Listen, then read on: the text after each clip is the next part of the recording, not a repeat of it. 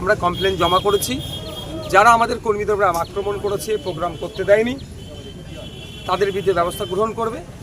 অনেক কথা হয়েছে, আমাদের নেতৃত্বরা অনেক কথা বলেছে, যেখানে যেখানে সমস্যা সেগুলো তুলে ধরেছে। যে কন্টিনিউ যেভাবে অশান্তি করছে এই শাসন করিবের এই এলাকাতে, আমিনপুরে যেভাবে অত্যাচার করছে, এটাকে নিরসন হওয়া দরকার। সেখানে জানানো হয়েছে, ওখানে যারা দায়িত্বশীল অফিসাররা ছিলেন তারা আশ্বস্ত করেছেন যে তাড়াতাড়ি অ্যাকশন নেবে। এবং আমিও বলেছি যে দেখুন, যে ঘটনা ঘটেছে পুলিশ সক্রিয় থাকলে এই ঘটনা ঘটতো না। আমি আশা করব পুলিশ সক্রিয় থাকবে, আগামীতে এই ঘটনা যাতে না ঘটে। এখানকার যিনি ম্যাডাম ছিলেন, তারা আইসি, যারা আরও অফিসার যারা ছিলেন, তারা এটাকে ইনশিওর করেছে যে কোনো অশান্তি হবে না। তাই আপনারা যারা দর্শক এখানে ছিলেন, আপনারা নিরাপদে আস্তে আস্তে আপনারা এখানে বিদায় নিন। আপনাদের দায়িত্ব নিয়েছে। যদি প্রশাসন তার কাজে ব্যর্থ হয়, তার জন্য তার পদক্ষেপ কী নিতে হবে তখন আপনাদেরকে জানাবেন। আপনি মূলত সকালবেলা কি ঘটনা ছিলেন? তবে একটা কথা বলে রাখি, এখানকার যিনি এসডিপিও ছিলেন তার ব্যবহারটা খুব খারাপ, একটা পার্টির ক্যাডারের মতো লাগলো। অ্যাডিশনাল দুজন এখানে ছিলেন, আইসি সাহেব আছেন, এখানে আরও অফিসাররা আছেন, তাদেরকে ওই অর্থে দেখলাম না। কিন্তু এসডিপিও স্যার যিনি আছেন, তার আচরণ, তার অ্যাটিটিউড যেন একটা পার্টির লিডারের মতো, শাসকের লিডারের মতো। এটা হওয়া বাঞ্ছনীয় নয়। তাই আমি এসডিপিও স্যারকেও বলেছি, এসডিপিও স্যারকে জিজ্ঞাসা করেছেন একজন, স্যার আইসি স্যার আছে? কারণ আইসি রুমটা কোথায় আছে? সকলের তো আর ইংলিশ পড়া ভালো করে জানে না, বা শব্দ পড়া সবাইকে দেয়নি এই সরকার পক্ষই। সে যদি জিজ্ঞাসা করে বা জানার পরেও যদি জিজ্ঞাসা করে, তো অপরাধ নয়? তার সাথে মিসবিহেভ করেছে। আমরা যখন ধরলাম তখন এসডিপিও স্যার আরও চিৎকার চেঁচামেচি করছে, অভদ্র আচরণ করছিল। তা আমি ওনাকে বললাম যে আপনার আচরণটা একটা দালালের মতো হচ্ছে, পার্টির ক্যাডারের মতো হচ্ছে।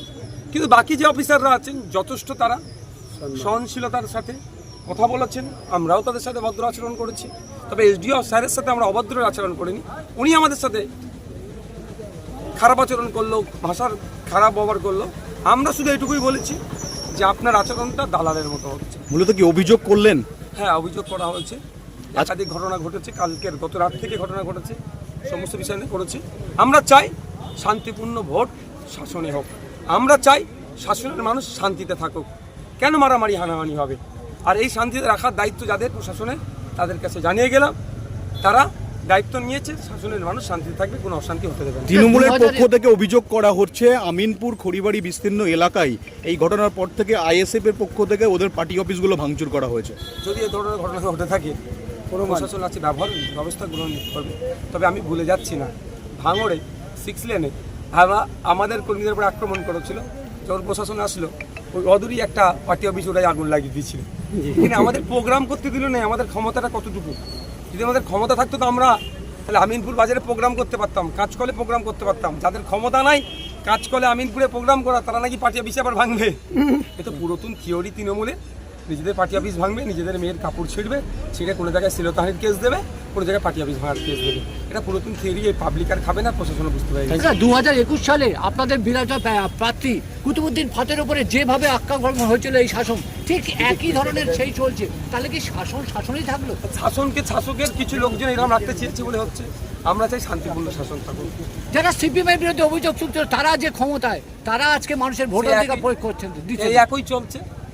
শুধু ভোট লুট করা হচ্ছে, ওটা হতে দেওয়া যায় না। তাহলে কি ভয় পাচ্ছে? এইটাই বন্ধ করতে হবে। হ্যাঁ, আইএসএফকে ভয় পাচ্ছে, ওই জন্য আইএসএফের মিটিং করতে দিল না। কাজ করে ছিল সেখানে অশান্তি করলো, আমিনপুর বাজারে ছিল সেখানে অশান্তি করলো, যেখানে এদের ক্ষমতা আছে সেখানে অশান্তি করছে।